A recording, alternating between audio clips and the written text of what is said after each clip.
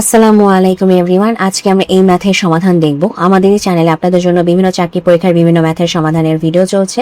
Kindly আমাদের চ্যানেলটিকে subscribe করে দিবেন। তো চলুন এখন আমরা আমাদের আজকের সমাধানে নেমে পড়ি। এখানে বলা আছে যে দুটি সংখ্যার অনুপাত 2:3 এবং গসাগু যদি 4 হয় তাহলে বৃহত্তম সংখ্যা কয়টি। এভাবে যখন আমাদের দুটি সংখ্যার অনুপাত, তিনটি সংখ্যার অনুপাত দেওয়া থাকে, তখন আমরা যেটা করি, সংখ্যা দুইটি বা তিনটি যে কয়টি হোক ওটাকে ধরে নেই যে আমাদের সংখ্যা দুইটির মান 2x এবং 3x। ঠিক আছে, একটা সংখ্যা হচ্ছে আমাদের 2x আর এটা হচ্ছে 3x। তো এখন আমরা যদি আমাদের দুইটা সংখ্যা যদি 2x এবং 3x হয়, তাহলে আমরা যদি এই দুইটা সংখ্যার গসাগু বের করি তাহলে বেসিক্যালি আমাদের গসাগুর মানটা কত আসে। গসাগুর মানটা আসে হচ্ছে আমাদের x, তাই না? গসাগু আসে হচ্ছে x।